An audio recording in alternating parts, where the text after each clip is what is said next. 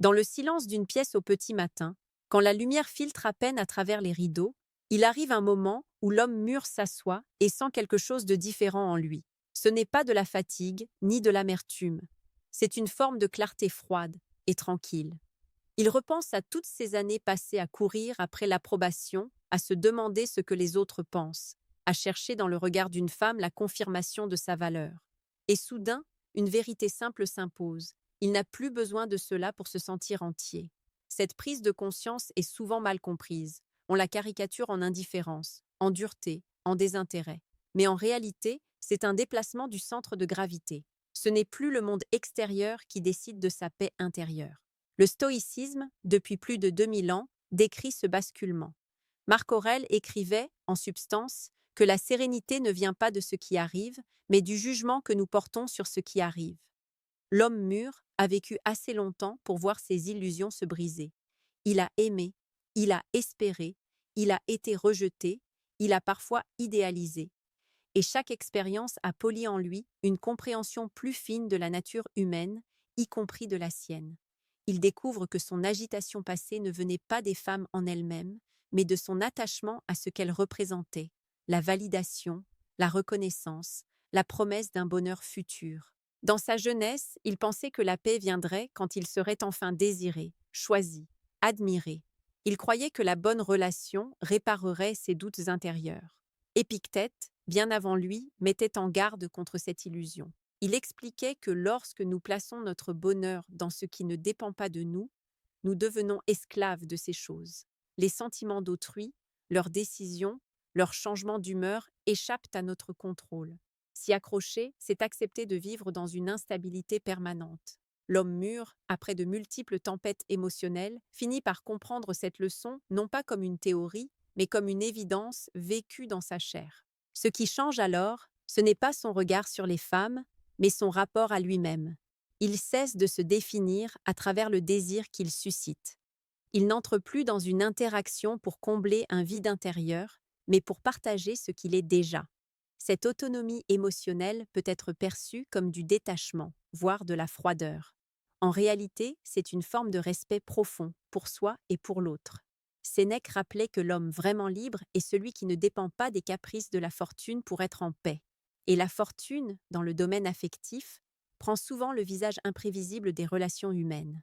Imagine un homme qui a traversé plusieurs histoires, qui a connu l'enthousiasme des débuts et la désillusion des fins. À chaque fois, il a ressenti ce mélange de joie et de peur, cette tension constante entre l'espoir et l'angoisse de perdre. Avec le temps, il apprend à observer ses émotions sans s'y noyer. Il se rend compte que l'attachement excessif naît d'une peur. La peur de ne pas être assez, la peur d'être seul, la peur de ne pas compter. Le stoïcien, lui, s'entraîne à regarder ses peurs en face et à les dépouiller de leur pouvoir. Il se dit, comme Marc Aurèle le suggérait, que ce qui dépend de lui, c'est son attitude, son caractère, sa manière d'agir avec justice et dignité. Le reste, y compris l'amour reçu ou refusé, appartient au domaine des choses qu'il accueille sans s'y accrocher. C'est ainsi que l'homme mûr cesse de se soucier au sens anxieux du terme. Il ne se désintéresse pas des femmes en tant qu'êtres humains, mais il ne fait plus de leur regard le tribunal de sa valeur. Il peut apprécier une présence, une conversation, une complicité, sans y projeter immédiatement une attente démesurée. Il a compris que la quête désespérée d'approbation est une forme de pauvreté intérieure. En se cultivant lui-même, en développant sa force morale, sa discipline, sa capacité à rester calme face aux aléas, il découvre une richesse qui ne dépend de personne. Cette transformation ne se fait pas du jour au lendemain. Elle est le fruit de nombreuses désillusions, mais aussi d'une réflexion profonde. L'homme mûr se rappelle ses anciennes réactions, ces moments où un simple message non répondu suffisait à troubler toute sa journée. Aujourd'hui, il observe ce même silence avec une distance tranquille, non pas parce qu'il est devenu insensible, mais parce qu'il sait que son équilibre ne doit pas être suspendu à un fil aussi fragile. Il se souvient de cette idée stoïcienne selon laquelle ce ne sont pas les événements qui nous blessent, mais l'opinion que nous en avons. En changeant son regard, il a changé son expérience. Ce qui étonne souvent son entourage, c'est cette stabilité. Là où d'autres oscillent entre exaltation et désespoir, lui demeure posé. Il écoute, il comprend, mais il ne se perd plus. Il a appris que vouloir contrôler l'affection d'autrui est une bataille perdue d'avance. La seule véritable maîtrise est celle de soi. Épictète insistait sur ce point. Occupe-toi de ce qui dépend de toi et laisse le reste suivre son cours naturel. Cette maxime, simple en apparence, transforme profondément la manière d'entrer en relation. Elle libère de la peur de perdre, parce qu'elle ancre l'homme dans ce qu'il possède réellement, sa vertu, sa lucidité, sa capacité à rester droit, quelles que soient les circonstances. Ainsi, lorsque certains disent que les hommes mûrs ne se soucient plus des femmes, ils confondent détachement et indifférence. En réalité, ils se soucient autrement. Ils ne cherchent plus à être complétés, mais à partager. Ils ne demandent plus à l'autre de remplir un vide, car ils ont appris à habiter leur propre intérieur. Et c'est précisément cette plénitude qui change la dynamique. Elle enlève l'urgence, la dépendance, la tension. Elle remplace la quête par le choix, la peur par la sérénité. Dans cette première étape de notre réflexion, une vérité commence à émerger. Le détachement stoïcien n'est pas une fuite du monde, mais une manière plus saine d'y être présent. L'homme mûr, en cessant de s'agiter autour de ce qu'il ne contrôle pas, découvre une force tranquille. Et cette force, paradoxalement, le rend plus authentique dans ses relations parce qu'il n'y cherche plus un salut, mais une rencontre. Avec cette force tranquille naît une autre compréhension, plus subtile encore. L'homme mûr réalise que ce qu'il prenait autrefois pour de l'amour était souvent un mélange d'attente, de projection et de peur de manquer. Il confondait l'autre avec l'image qu'il s'en faisait, et cette image devenait une promesse de bonheur futur. Quand la réalité ne correspondait pas à cette promesse, la souffrance surgissait. Le stoïcien apprend à distinguer ce qui est de ce qu'il imagine. Marc Aurèle rappelait que nous passons une grande partie de notre vie à être troublés par des choses qui n'existent que dans notre esprit. En cessant d'idéaliser, l'homme mûr se rapproche d'une forme de vérité plus sobre, mais aussi plus stable. Il commence à voir les relations comme des rencontres entre deux êtres complets et non comme une tentative de fusion destinée à combler des manques. Cette vision change profondément son comportement. Il n'entre plus dans une interaction avec la crainte d'être abandonné ou le besoin d'être rassuré à chaque instant. Il sait que l'affection est un don, pas une dette. Sénèque écrivait que rien n'est plus fragile que ce que l'on exige. Plus on réclame, plus on se rend vulnérable. En acceptant que l'autre soit libre, l'homme mûr se libère lui-même de la peur constante de perdre. Ce détachement se manifeste aussi dans sa manière de gérer le rejet. Autrefois, un refus pouvait être vécu comme une remise en cause de toute sa valeur. Aujourd'hui, il y voit simplement la rencontre de deux trajectoires qui ne se croisent pas. Il comprend que chaque être humain porte son histoire, ses désirs, ses blessures, et que ces éléments n'ont rien à voir avec sa propre dignité. Épictète conseillait de ne pas prendre pour personnel ce qui relève de la nature des choses. Tout n'est pas un jugement sur nous, et encore moins une condamnation. Cette lucidité protège l'homme mûr d'une grande part de la souffrance inutile. Il y a aussi, avec l'âge, une conscience plus aiguë du temps.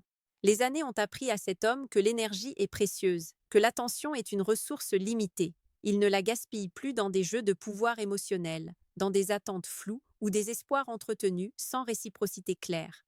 Il préfère investir dans ce qui nourrit réellement son esprit et son caractère. Cette sélection n'est pas du mépris, mais une forme de respect pour sa propre vie. Le stoïcisme enseigne que chaque jour est une petite existence en soi et qu'il faut la vivre avec intention. S'attacher de manière excessive à ce qui peut s'évanouir du jour au lendemain est une façon de dilapider cette richesse. Ce changement intérieur modifie la perception que les autres ont de lui. Certains peuvent y voir de la distance, d'autres de la sagesse. Lui, il sait simplement qu'il n'est plus prêt à sacrifier sa paix pour des émotions incontrôlables. Il a compris que la tranquillité de l'âme est un bien rare et qu'elle se cultive par la maîtrise de ses désirs. Marc Aurèle notait que l'homme qui se gouverne lui-même est plus puissant que celui qui conquiert des cités. Cette conquête intérieure, l'homme mûr la poursuit chaque jour, en observant ses réactions, en corrigeant ses jugements, en revenant sans cesse à ce qui dépend de lui. Dans ses relations, cela se traduit par une présence plus calme, plus attentive, mais aussi plus ferme. Il ne promet pas ce qu'il ne peut pas tenir. Il ne s'accroche pas à ce qui ne veut pas rester. Il accueille les moments partagés comme des cadeaux, sans les transformer en chaînes. Cette attitude peut surprendre, car elle va à l'encontre de l'idée romantique selon laquelle aimer, c'est se perdre. Le stoïcien, lui, dirait qu'aimer, c'est rester soi, tout en reconnaissant l'autre. Se perdre, c'est confondre attachement et dépendance. Peu à peu, l'homme mûr découvre une autre source de satisfaction que la simple validation affective. Il trouve de la joie dans la cohérence entre ses valeurs et ses actes, dans le sentiment d'avancer droit sans se trahir. Cette joie est plus discrète que l'euphorie des débuts amoureux, mais elle est aussi plus durable. Sénèque parlait d'une allégresse calme, qui ne dépend pas des circonstances extérieures, mais de l'harmonie intérieure. C'est cette allégresse qui remplace l'agitation d'autrefois. Il se souvient de ses jeunes années, de cette impression que tout se jouait dans le regard d'une femme, que son avenir émotionnel dépendait de quelques mots, d'un geste, d'une réponse. Aujourd'hui, il voit cela avec une certaine tendresse pour celui qu'il était. Il ne se juge pas, mais il reconnaît l'ignorance de cette époque. Comme le disait Épictète, on ne peut reprocher à quelqu'un de ne pas savoir ce qu'il n'a pas encore appris. La maturité n'est rien d'autre qu'une accumulation de compréhension, parfois douloureuse, mais libératrice. Cette liberté intérieure a un effet paradoxal. En cessant de se soucier de manière obsessionnelle, l'homme devient souvent plus attirant. Non pas parce qu'il cherche à l'être, mais parce qu'il dégage une stabilité rare. Il n'est plus dans la demande, mais dans l'offrande de sa présence. Il écoute sans chercher à convaincre, il parle sans chercher à impressionner. Il n'a plus besoin de prouver, seulement d'être. Cette simplicité est le fruit d'un long travail sur soi, d'une discipline quotidienne qui consiste à observer ses pensées, à calmer ses impulsions, à se rappeler ce qui compte vraiment. Le stoïcisme n'enseigne pas à se couper des émotions, mais à ne pas en être l'esclave. L'homme mûr ressent toujours, parfois profondément, mais il ne se laisse plus emporter. Il sait que toute chose est transitoire, que la beauté, la passion, les relations suivent le rythme naturel de l'apparition et de la disparition. Accepter cette impermanence, ce n'est pas devenir froid, c'est devenir lucide. Marc Aurèle invitait à contempler la brièveté de toute chose pour en savourer la présence sans s'y attacher maladivement.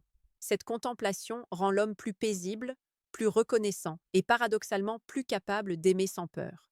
À ce stade, une autre vérité se dessine. Ce que l'on appelle indifférence est souvent une réorientation de l'attention. L'homme mûr n'a pas cessé de s'intéresser aux femmes. Il a cessé de faire dépendre son identité de leur regard. Il a déplacé son centre de gravité vers ce qui ne peut lui être enlevé, son caractère, sa droiture, sa capacité à rester fidèle à ses principes. Cette fidélité à soi-même est le socle de toutes ses relations futures. C'est ici que beaucoup de destins se séparent. Certains continuent de chercher à l'extérieur ce qu'ils ne trouvent pas en eux et répètent les mêmes schémas, les mêmes déceptions. D'autres, comme cet homme mûr, choisissent de se tourner vers l'intérieur, de travailler sur leurs jugements, leurs attentes, leurs peurs. Ce travail est exigeant, mais il apporte une récompense inestimable, la liberté. Et la liberté, dans le sens stoïcien, n'est pas l'absence de lien, mais l'absence de chaînes intérieures. Alors que cette compréhension s'approfondit, une question surgit naturellement. Comment vivre des relations authentiques sans retomber dans les pièges de la dépendance et de l'illusion? Comment aimer sans se perdre? Comment s'attacher sans s'enchaîner? C'est vers cette exploration que nous allons maintenant nous diriger, en poursuivant ce chemin de sagesse et de lucidité. Pour avancer sur ce chemin, l'homme mûr apprend d'abord à observer ses propres mouvements intérieurs. Il remarque comment naissent les attentes, comment l'esprit se projette vers un futur idéalisé, comment il fabrique des scénarios qui n'existent pas encore. Il se rappelle cette idée stoïcienne selon laquelle nous souffrons plus souvent de notre imagination que de la réalité elle-même. En ramenant son attention au présent, à ce qui est réellement là, il coupe court à une grande partie des tourments inutiles. Il comprend que l'amour, lorsqu'il est vécu dans l'instant, est simple, mais qu'il devient source d'angoisse dès qu'il est chargé de peur et de conditions. Cette présence au présent transforme sa manière d'entrer en relation. Il ne cherche plus à posséder, mais à connaître. Il ne veut plus enfermer l'autre dans un rôle, mais le voir tel qu'il est, avec ses forces, ses failles, ses contradictions. Marc Aurèle écrivait qu'il faut accueillir chaque être comme une partie de l'ordre du monde, sans exiger qu'il soit autre que ce qu'il est. Cette acceptation, loin de refroidir le lien, le rend plus vrai. Elle enlève la pression d'être parfait, d'être conforme à une image. Elle permet une rencontre d'égal à égal, sans masque. L'homme mûr découvre aussi la valeur du silence intérieur. Autrefois, son esprit était rempli de questions. Suis-je assez bien? Ai-je dit ce qu'il fallait? Vais-je être choisi? Vais-je être oublié? Aujourd'hui, ces questions se font plus rares. Non pas parce qu'il aurait toutes les réponses, mais parce qu'il a appris à ne pas nourrir ce qui ne mène nulle part.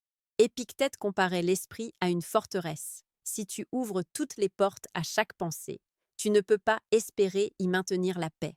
En choisissant ses pensées, l'homme mûr choisit aussi ses émotions. Ce calme intérieur se reflète dans sa manière de communiquer. Il parle avec plus de justesse, moins de précipitation. Il n'essaie plus de séduire par peur de perdre, mais d'exprimer ce qu'il ressent avec honnêteté. Il sait que la manipulation, les jeux, les stratégies sont souvent des tentatives maladroites de se protéger. Lui préfère la clarté, même lorsqu'elle implique la possibilité d'un refus. Il a compris que la dignité vaut mieux qu'une acceptation obtenue au prix de la dissimulation. Sénèque rappelait que rien n'est plus contraire à la tranquillité de l'âme que de vivre en contradiction avec soi-même. Dans cette clarté, il accepte aussi la solitude quand elle se présente. Il ne la fuit plus comme un vide à combler, mais l'accueille comme un espace de retour à soi. Il y trouve l'occasion de réfléchir, de lire, de se renforcer intérieurement. Le stoïcien ne voit pas la solitude comme une punition, mais comme une école. Elle apprend à se tenir debout, sans appui extérieur, à reconnaître sa propre compagnie comme suffisante. Cette capacité à être bien seul est précisément ce qui permet ensuite d'être bien à deux, sans dépendance ni peur. Avec le temps, il se rend compte que beaucoup de conflits naissent d'attentes non dites, d'espoirs silencieux, qui se transforment en reproches. En étant plus conscient de ses propres désirs, il devient plus capable de les exprimer simplement ou de les relâcher s'ils ne sont pas partagés. Il ne dramatise plus chaque divergence, car il sait que l'harmonie parfaite est une illusion. Marc Aurèle notait que les hommes sont faits pour vivre ensemble, mais aussi pour se heurter parfois. Accepter cette réalité, c'est éviter de transformer chaque désaccord en tragédie. Ce réalisme s'accompagne d'une bienveillance plus large. L'homme mûr comprend que chacun agit selon son niveau de conscience, ses blessures, ses peurs. Il ne personnalise plus tout. Il ne voit plus chaque distance comme un rejet, chaque hésitation comme une attaque. Cette compréhension apaise son cœur. Elle lui permet de rester ouvert sans être naïf, confiant sans être dépendant. Il trouve un équilibre entre vigilance et douceur, entre lucidité et compassion. Il y a aussi dans cette maturité une redéfinition de ce qu'est le bonheur. Ce n'est plus une suite d'émotions intenses, mais une continuité de sens. C'est le sentiment de marcher en accord avec ses valeurs, de ne pas se trahir pour plaire, de ne pas se perdre pour être aimé. Sénèque parlait de cette joie tranquille qui accompagne l'âme droite, une joie qui ne fait pas de bruit, mais qui ne s'éteint pas au premier souffle de vent. L'homme mûr reconnaît cette joie et la protège. Il se souvient que le stoïcisme n'est pas une doctrine de retrait, mais d'engagement lucide. Il continue d'aimer, de désirer, de partager, mais il le fait sans se livrer pieds et poings, liés à ses émotions. Il garde une part de recul, non par froideur, mais par sagesse. Ce recul lui permet de ne pas confondre l'essentiel et l'accessoire, de ne pas sacrifier sa paix pour des illusions passagères. À mesure que cette attitude s'installe, une transformation profonde s'opère dans sa vision du monde. Il ne voit plus les relations comme des combats à gagner ou des manques à combler, mais comme des expériences à vivre pleinement, puis à laisser partir si le moment vient. Il se rappelle cette pensée de Marc Aurèle. Tout ce qui arrive est conforme à la nature, et ce qui est conforme à la nature ne peut être un mal pour celui qui l'accueille avec droiture. Cette acceptation donne une solidité intérieure que peu d'événements peuvent ébranler. Ainsi, l'homme mûr ne se ferme pas. Il s'ouvre autrement. Il n'attend plus qu'une autre personne lui donne la paix. Il la cultive en lui-même. Il n'exige plus que l'amour le sauve. Il l'accueille comme un enrichissement. Cette différence est subtile, mais elle change tout. Elle transforme la relation en un choix libre, non en une nécessité anxieuse. Et c'est précisément cette liberté qui prépare la suite de notre réflexion. Car lorsque l'on ne dépend plus du regard de l'autre pour se sentir complet, une nouvelle question apparaît. Comment utiliser cette force intérieure pour construire des liens plus justes, plus profonds, plus alignés avec ce que l'on est devenu? C'est vers cette sagesse pratique, ancrée dans la vie quotidienne, que nous allons maintenant nous tourner. Lorsque cette force intérieure est acquise, l'homme mûr commence à percevoir les relations sous un angle radicalement différent. Il ne se demande plus ce qu'il peut obtenir, mais ce qu'il peut offrir sans se renier. Cette nuance est essentielle. Dans sa jeunesse, il entrait souvent en relation avec une attente cachée, être rassuré, être valorisé, être choisi. Même lorsqu'il donnait, une partie de lui espérait un retour, une confirmation. Aujourd'hui, il observe ce mécanisme avec lucidité. Il sait que donner pour recevoir est une forme de commerce émotionnel et que ce commerce engendre inévitablement de la frustration lorsque l'échange n'est pas équilibré. Le stoïcisme lui a appris que la seule vraie richesse est celle qui ne dépend pas du regard d'autrui. Sa patience, sa loyauté, sa capacité d'écoute, sa stabilité émotionnelle sont des biens qui lui appartiennent. Il peut les partager, mais il ne les met plus en gage. Sénèque expliquait que l'homme sage ressemble à une source. Il donne de l'eau à ceux qui viennent, mais il ne se tarit pas pour autant. Cette image parle profondément à l'homme mûr. Il veut aimer sans se vider, s'engager sans se dissoudre. Dans la pratique, cela signifie qu'il pose des limites claires, non par dureté, mais par respect de soi. Il ne tolère plus les dynamiques où il doit se justifier sans cesse, se diminuer ou sacrifier ses valeurs pour maintenir un lien. Il a compris que la paix intérieure est incompatible avec les compromis qui touchent à l'essentiel. Marc Aurèle rappelait qu'il vaut mieux se retirer en soi-même que de chercher refuge dans l'opinion des autres. Cette retraite intérieure permet de sentir quand une situation nous éloigne de ce que nous sommes vraiment. Il développe aussi une écoute plus fine de son intuition. Avec l'expérience, il reconnaît les signaux subtils de déséquilibre, une tension constante, une impression de jouer un rôle, une fatigue émotionnelle récurrente. Autrefois, il aurait ignoré ces signes par peur de perdre. Aujourd'hui, il les prend au sérieux. Il sait que son corps et son esprit parlent, et que ne pas les écouter mène tôt ou tard à la souffrance. Épictète conseillait de vivre en accord avec la nature, et la première nature que nous devons respecter est la nôtre. Ce respect de soi modifie la dynamique de séduction elle-même. L'homme mûr ne cherche plus à impressionner par des artifices. Il n'exagère pas, il ne se vend pas, il ne se met pas en scène. Il est simplement présent, cohérent, aligné. Cette authenticité a une force particulière, car elle n'est pas tendue vers un résultat. Elle est là pour elle-même. Et paradoxalement, c'est souvent cette absence de besoin qui crée une attraction profonde. Non pas une attraction basée sur le manque, mais sur la solidité. Il comprend aussi que l'attirance véritable ne se construit pas dans la précipitation. Il laisse le temps faire son œuvre sans forcer les choses. Il observe, il ressent, il avance pas à pas. Il sait que ce qui est solide ne craint pas la lenteur. Sénèque écrivait que rien de grand ne se fait dans la hâte, car la hâte est le signe d'un esprit inquiet. La tranquillité, au contraire, permet de voir clair, de choisir juste, de ne pas confondre l'élan passager avec l'affinité profonde. Dans ses échanges, il valorise la vérité simple. Il n'embellit pas ses intentions. Il ne promet pas plus qu'il ne peut donner. Il préfère une honnêteté, parfois inconfortable, à une illusion rassurante. Cette attitude peut surprendre, mais elle instaure un climat de confiance rare. L'autre sait où il se situe, ce qu'il peut attendre, ce qu'il ne doit pas espérer. Cette clarté, loin de refroidir, sécurise. Elle enlève les jeux d'ombre et les malentendus qui empoisonnent tant de relations. L'homme mûr a également intégré la notion d'impermanence. Il sait que toute relation, aussi belle soit-elle, est soumise au changement. Les êtres évoluent, les chemins se séparent parfois. Accepter cela ne rend pas l'amour plus faible, il le rend plus conscient. Marc Aurèle invitait à embrasser chaque instant comme s'il était le dernier, non dans l'angoisse, mais dans la pleine présence. Cette conscience donne une intensité tranquille aux moments partagés, sans les alourdir d'une peur constante de la fin. Il ne cherche plus à retenir ce qui doit partir, ni à forcer ce qui ne veut pas naître. Il a compris que la nature suit son cours, et que lutter contre ce cours ne fait que créer de la souffrance inutile. Cette acceptation est une forme de courage. Elle demande de renoncer au contrôle, d'abandonner l'illusion que l'on peut tout maîtriser.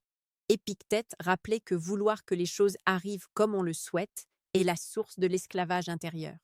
Vouloir qu'elles arrivent comme elles arrivent et y répondre avec droiture est la voie de la liberté.